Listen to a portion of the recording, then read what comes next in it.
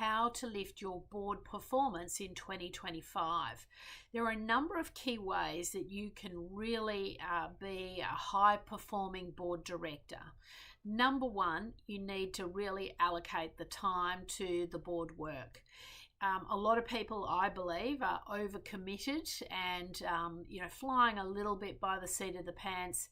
They're doing the basics, but they're not going above and beyond. And so, first and foremost, I believe performance lies in being professional, being prepared, and going above and beyond what the bare basics are. So obviously, as a board director, you're responsible for reading your board papers, being across the financial health of the business, being across the brief.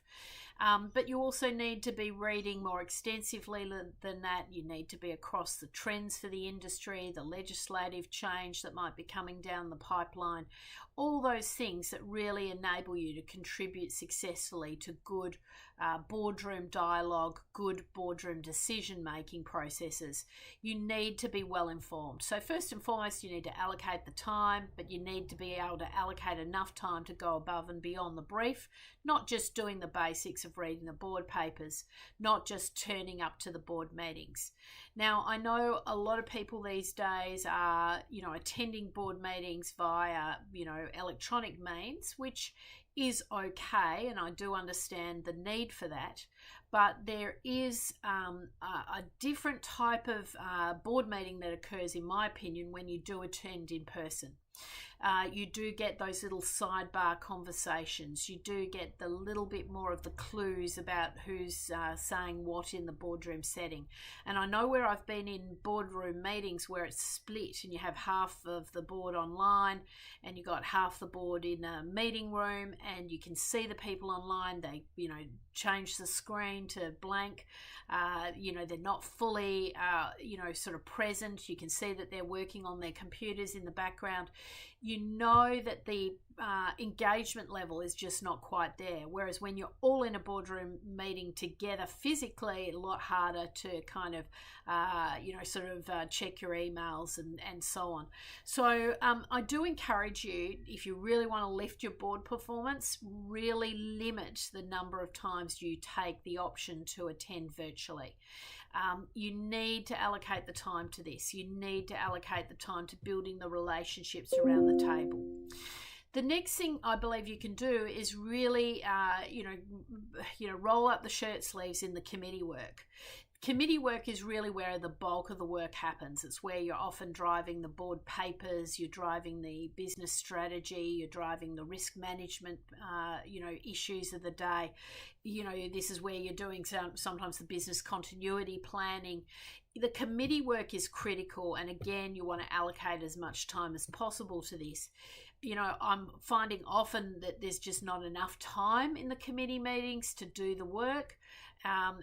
You've got to try and look for opportunities to kind of bring everyone together. So again, really be a high contributor, bringing your thought leadership to the table, go above and beyond. And then just finally, really making the time to go and meet with each individual board member privately, have the one-on-ones. I'm surprised how many people don't do this, but it's really critical to have the offline meetings, build the rapport, get to know individual board members really well, spend the time.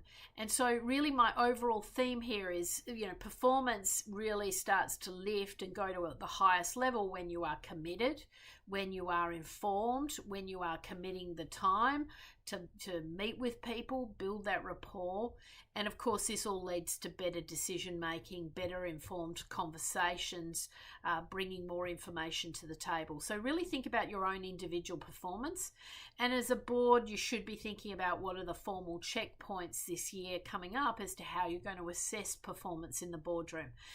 Because there's no point you being the lone wolf, being this incredible contributor if everyone else is kind of, falling backwards and not contributing to the same levels. So you really want to try and create this team-based atmosphere, alignment around board performance, alignment around expectations, peer-to-peer led assessments work extremely well. You don't want to let your colleagues down. Your colleagues should be free to give you feedback. to provide that assessment of how you're contributing in the boardroom setting. You might even have a scenario where you each go around the table and provide a critique or advice or suggestions for each board member. Now, that might be a bit confrontational, or it might not feel that comfortable to you, but this is the sort of dialogue we need to get really used towards, so that you're really, really lifting performance in the boardroom and your own individual efforts are always on the rise.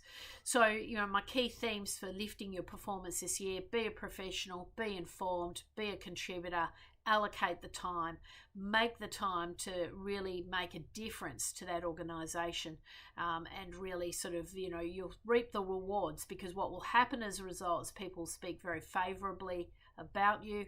The next board seat will come very naturally towards you, because people love to work with high performers.